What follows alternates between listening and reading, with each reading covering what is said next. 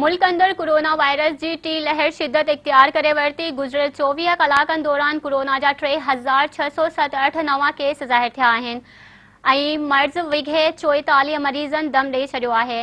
NCOC पारां जारी कयल पधिराई में चयो वियो आहे त सॼे मुल्क अंदर गुज़िरियल 24 कलाकनि दौरान 41,960 कोरोना जूं टेस्टूं कयूं वयूं।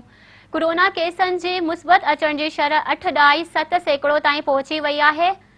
NCOC मूजिब कोरोना विघे 40 मरीज़न जो अंग वधी 13,843 थी वियो आहे, जॾहिं त मुतासिर मरीज़न जो मजमूई अंग वधी 6,26,802 ताईं पहुची वियो आहे।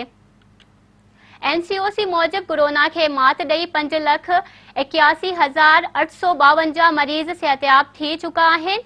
हिन वक़्तु कोरोना जी फ़ाल केसनि जो अंग 31,107 आहे। कोरोना जे 2,900 मरीज़न जी हालत ॻणती जोगी आहे।